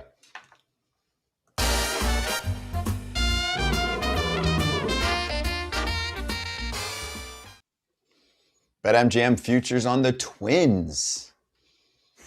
Former AJ Pierzynski team, Minnesota Twins, 73.5 wins. Under. Going under. Because I think at some point they're going to trade Joe Ryan. Mm-hmm. Pablo Lopez could possibly be on the list, depending on how it goes. Byron Buxton might go to him and say, hey, I've had enough. We're not going to be good for anytime soon. I mean, is Royce Lewis going to be healthy? That's always a question, right? I know they have some young guys coming up, but they haven't really proven anything. They traded 10 of their 26 guys away at the trade deadline last year. I'm going under. I think they're about a 70-win team. I'm sorry. Tigers have gotten better. The Guardians are the Guardians. The White Sox have gotten better. The Royals are going to be decent. I think they might be the last place team in this division. I'm not going to say this is everything because it's about the players on the field, but management matters. Breaking up with Derek Falvey 2 weeks before spring training starts. Also, let's not forget, Rocco Baldelli's not there anymore. And this is not a knock on Derek Shelton, but Derek Shelton's never been the manager of a winning team. And that's not a knock on him at all. I'm just saying he's unlucky. He was with the Pirates. I'm not saying that he can't be. I'm just saying he hasn't been. And to lose Rocco Baldelli, who was kind of the steadying ship. Not that Derek Shelton is bad at all, because I love Shelty. Me too. But it's different. You lose your president of baseball ops and your new manager. I think they're a 70-win team. He's taking on tough jobs. I'm with you. I'm taking the under. And Kratz, it was weird how they switched executive chairs, right? They moved to the different Polad owner, and he was talking with a lot of confidence. I'm more of an all-in guy. We're going to be competitive this year. I mean, look, BetMGM's putting out odds. They say you're not going to be competitive. I mean, all in can mean two things. People think, oh, I'm all in. That means they're going for it. He's like, I'm all in for exactly what I want to do. Nothing. I think they reduced their payroll by $20 million. They reduced their payroll again this year by $30 million. Like, it's easy. It's easy to see what route they're going, and there's no way. This is only borderline for me if I'm going to put a larger amount on it or a smaller amount on it. So I'm going with the under. 100% under. Okay, cool. We all agree. And we got to take some unders. You got to mix in some unders. That's what we're doing here. Let's bring up the any sport, no sweat token on your favorite sport. Pick a sport. Golf, basketball, hockey, eventually the WBC. If you don't win your bet, you get your stake back in bonus bets. Swing, pass, shoot, your choice. BetMGM.com or the BetMGM app. Gambling problem or concern? There's help. Call 1-800-GAMBLER.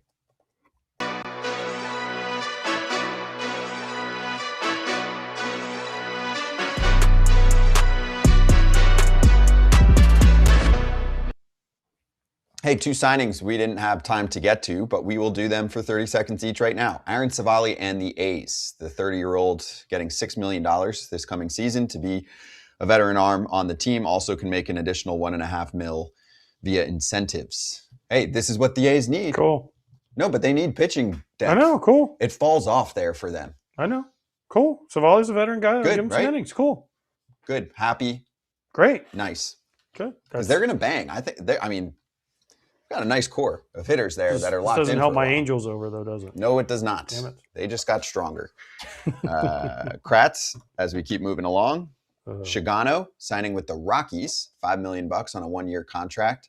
It was a slow offseason for him for a while, but he finds a home.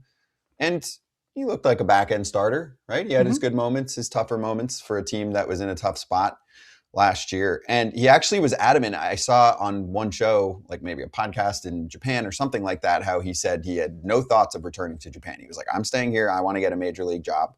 And he did, $5 million to keep rolling in a very tough environment. He likes to challenge himself. Two dudes that are competent big league pitchers, where you have them in the rotation, no big deal. They're set up.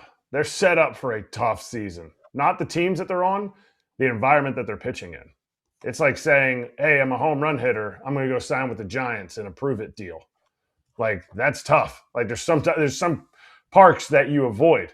We'll see how these guys navigate Colorado for Shigano and Sacramento for Savali. I get it. Half your games are on the road, but half your games are in a tough environment for pitchers who do not strike out enough batters.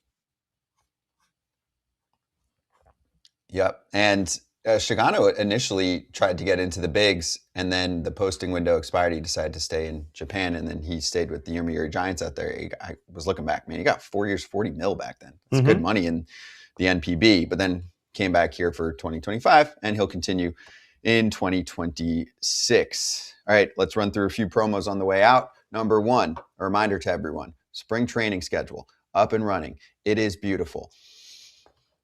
Ooh. We're looking at it. If you're listening on the podcast, again, I'm not going to do them all right now, but flip back to the beginning of the show, and I went through the first 5 or 6 camps. Very excited for it. And there will be a sponsor attached to it, which we will name at a later date. Next up, we're also working on more of the YouTube membership content. We hear you, fans that want to give a little and give some love and get additional emojis and some preferences in the chat. We also are working on some of those cool content videos. So if you want to check those out, then go for it. The loyalty badge and 13 members only videos. That number continues to grow. Kipnis, Kratz, AJ, Todd Father, etc., telling some cool inside the game stories. So check that out. $5 a month. And lastly, this show just switched dates. Hot Sheet every Tuesday, 3 o'clock Eastern time on the Baseball America YouTube channel. So we're ending right now. They're starting, and it enables us to go right from this national show to theirs. So give them a little bit of love. See where your prospects are at. Enjoy Hot Sheet. We are back tomorrow. We have a player joining us tomorrow. 90% sure. Yeah, I lined it up. I'm just making sure that I say the right player's name. It is actually 2 players, Zach Geloff, Justin Robleski, and Will Venable joining us tomorrow. Oh, this is fun. Tomorrow's going to be a good one. We'll see you then.